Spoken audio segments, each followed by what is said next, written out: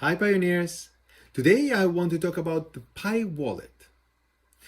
The Pi wallet will be an important milestone to enter Pi's third phase, also known as the Mainnet. According to our recent announcement, rather than delaying the launch of Mainnet until the entirety of Pi's utility and the entire app's ecosystem is built, we decided to independently launch Mainnet as soon as possible and concurrently work on Pi's utility and ecosystem without having one blocking the other. Now, going to Mainnet has a few requirements, and here are 4 important ones, but there may be more. 1. Producing a robust testnet since its nodes will transition to Mainnet. The core team is working on this along with the node candidates. 2. Iterating and improving the blockchain algorithm. The core team is working on that. 3. Creating the Pi crypto wallet for pioneers to receive their Mainnet Pi. We are also working on this, and today we'd like to ask you for some feedback relating to its design. 4. KYC. KYC is needed for regulatory reasons, but it's also going to help remove any fake accounts that our algorithms may miss. This will be the topic of an upcoming announcement, and just to give you a quick preview, the goal is to not leave any real pioneers behind. So let's talk about the Pi wallet now and our question for the day. A Pi wallet is a crypto wallet. So let me tell you a little bit more about crypto wallets.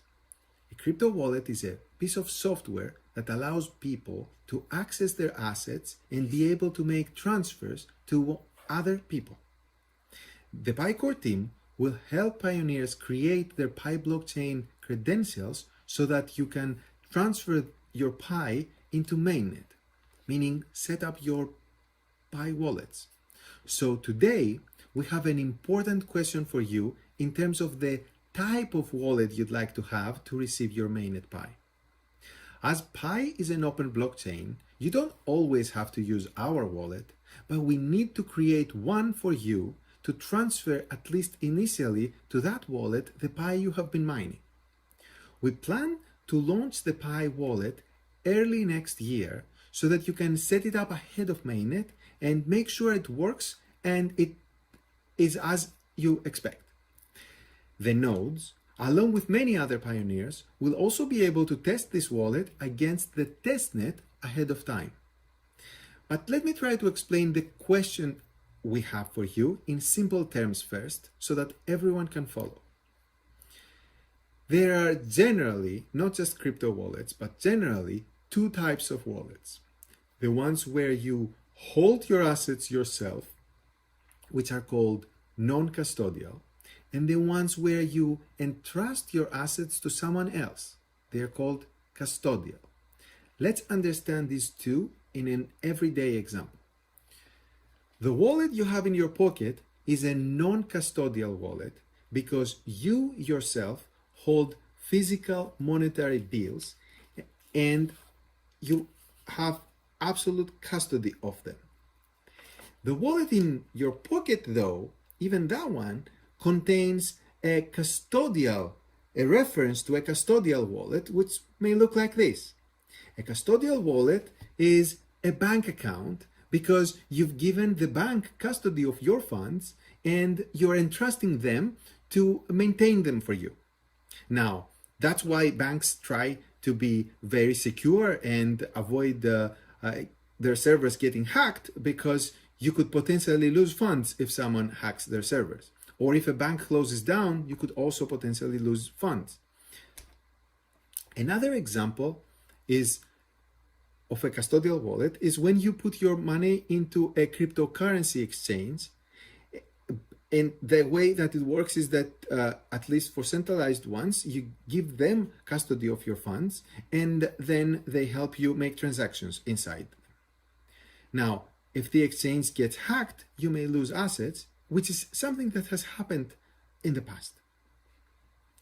Traditionally, people keep large amounts of money in custodial wallets, for example, bank accounts, and smaller amounts of money in non-custodial wallets, for example, in their pocket or under their mattresses or wherever they like to put them.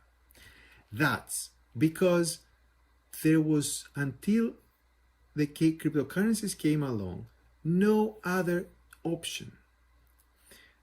So it was hard for someone to maintain a large amount of money in a non-custodial way, because they would have to hide chunks of bills in their homes. Now, with cryptocurrencies, it's the first time in the history of humanity where a single individual can hold a large amount of money by themselves without giving custody of their funds to any intermediaries. And here's how it works. A crypto wallet is essentially constructed using a secret password that is called private key. This private key is necessary to make any transfers out of the wallet. Therefore, if a user keeps their private key to themselves, no one else can touch their assets. This has one drawback though. If the user forgets their private key, there is no way for them to access their assets anymore. There is no bank customer support line that they can call to ask for a password reset, or there's no branch to go and visit with 2 forms of ID and prove that they should have access to those assets. So the question we have for you right now is, what kind of wallet do you want the core team to build for receiving your Pi when we go to Mainnet? Your feedback will help us design a wallet that fits the needs of most pioneers. And in any case, keep in mind that one of the core design goals of the Pi wallet and in general the Pi core team is to make the software we make as accessible and as easy to use, regardless.